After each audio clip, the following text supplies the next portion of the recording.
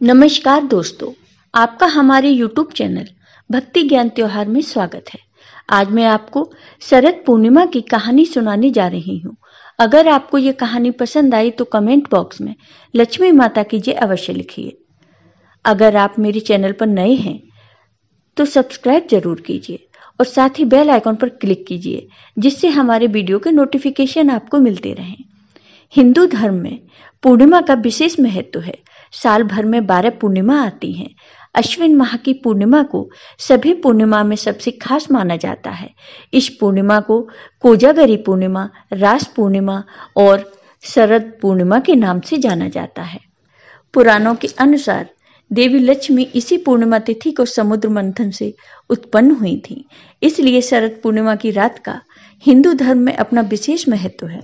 इस रात में चंद्रमा अपनी 16 कलाओं से पूर्ण होकर आकाश से अमृत वर्षा करता है और वैभव की देवी लक्ष्मी अपने पति भगवान विष्णु के साथ पृथ्वी लोक पर भ्रमण करने आती हैं। शास्त्रों के अनुसार माता लक्ष्मी का जन्म शरद पूर्णिमा के दिन हुआ था।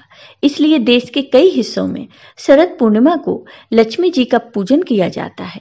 नारद पुराण के अनुसार शरद पूर्णिमा की धवल चांदनी में मां लक्ष्मी अपने वाहन उल्लू पर सवार होकर अपने कर कमलों में वर और अभय के लिए निशीत काल में पृथ्वी पर भ्रमण करती हैं और माता यह भी देखती हैं कि कौन जाग रहा है, यानी अपने कर्तव्यों को लेकर कौन जागृत है। जो इस रात में जागकर मां लक्ष्मी की उपासना करते हैं, मां लक्ष्मी की उन पर असीम कृपा होती है। प्रतिवर्ष किया जाने वाला यह व्रत लक्ष्मी जी को संतुष्ट करने वाला है। शरद पूर्णिमा इसलिए भी खास होती है क्योंकि भगवान श्री कृष्ण और राधा की अद्भुत और दिव्य रास लीलाओं का आरंभ भी शरद पूर्णिमा के दिन हुआ। पूर्णिमा की श्वेत उज्जवल चांदनी में भगवान श्री कृष्ण ने अपनी 9 लाख गोपिकाओं के साथ स्वयं के ही 9 लाख अलग अलग गोपों के रूप में आकर ब्रज में महारास रचाया था। शरद पूर्णिमा की रात पर चंद्रमा पृथ्वी के सबसे निकट होता है और वह अपनी 16 कलाओं से परिपूर्ण रहता है। इस रात्रि में चंद्रमा का ओज सबसे तेजवान और ऊर्जावान होता है।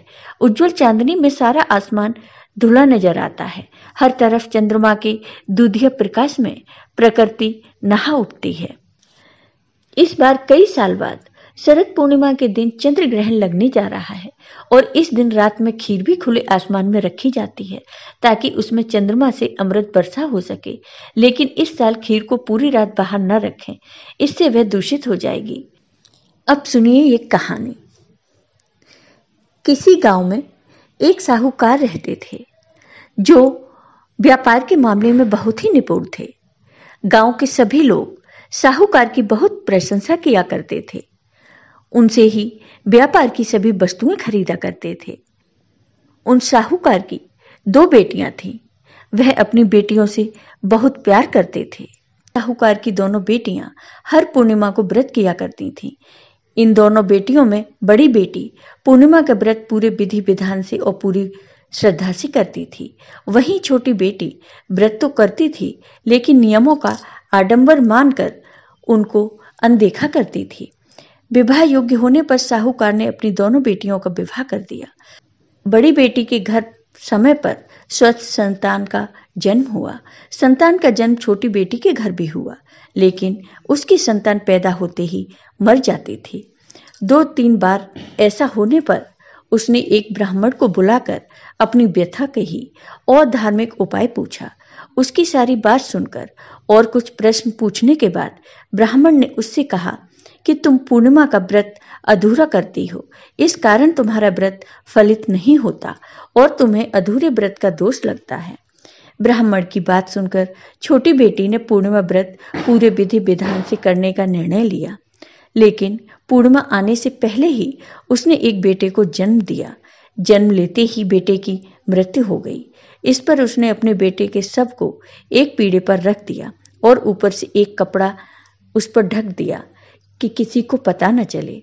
फिर उसने अपनी बड़ी बहन को बुलाया और बैठने के लिए वही पीढ़ा दे दिया।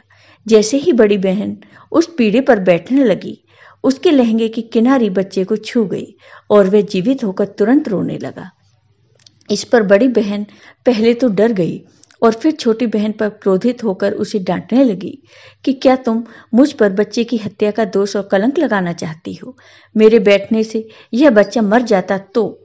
इस पर छोटी बहन ने कहा, यह बच्चा मरा हुआ तो पहले से ही था। तुम्हारे तप और स्पर्श के कारण तो यह जीवित हो गया है। पूर्णिमा के दिन जो तुम व्रत और तप करती हो, जिसके कारण तुम दिव्य तेज से परिपूर्ण और पवित्र हो गई हो, अब मैं भी तुम्हारी ही तरह व्रत और पूजन करूंगी। इसके बाद उसने पूर्णिमा व्रत विधि पूर्वक किया और इस व्रत के महत्व और फल का पूरे नगर में प्रचार किया। जिस प्रकार मां लक्ष्मी और भगवान विष्णु ने साहूकार की बड़ी बेटी की कामना पूर्ण कर सौभाग्य प्रदान किया, वैसे ही हम पर भी कृपा करें। शरद पूर्णिमा की पूजा का महत्व। इस दिन मां लक्ष्मी के साथ साथ चंद्रमा की भी पूजा अर्चना करनी चाहिए। कुंवारी कन्याएं इस दिन सुबह सूर्य और चंद्रदेव की पूजा अर्चना करें तो उन्हें मनचाहे वर की प्राप्ति होती है।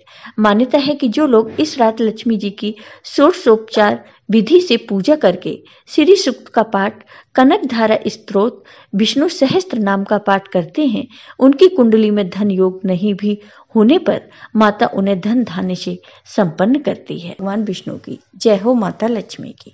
आपको ये वीडियो पसंद आया हो तो कमेंट बॉक्स में कमेंट करके जरूर बताइए। साथ ही मेरे वीडियो को ज़्यादा से ज़्यादा शेयर करिए। धन्यवाद दोस्तों।